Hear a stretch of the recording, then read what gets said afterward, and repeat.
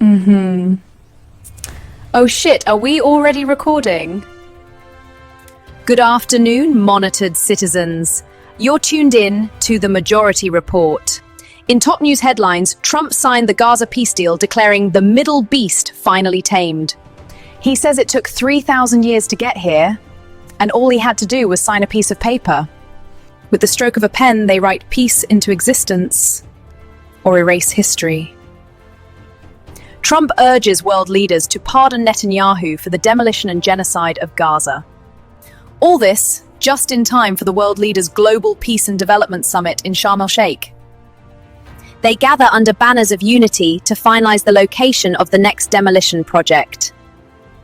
Every summit raises one flag and lowers 1,000 others.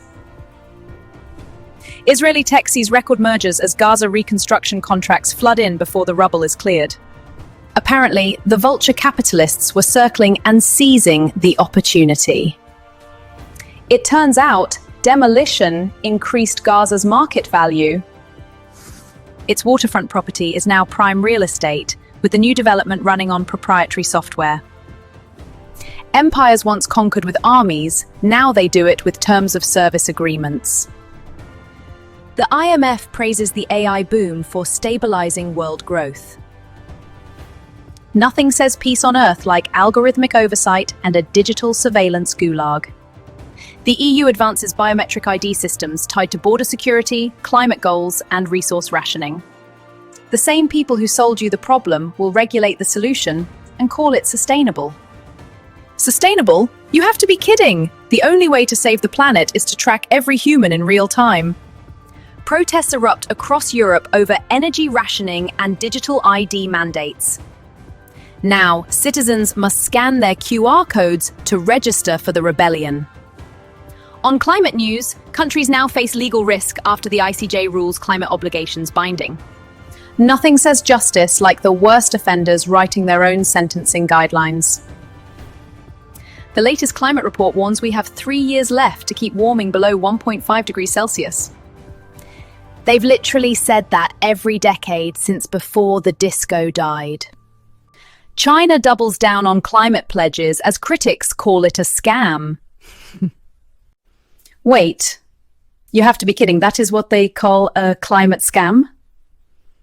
A new Eat Lancet report warns feeding 10 billion people without emissions is a myth.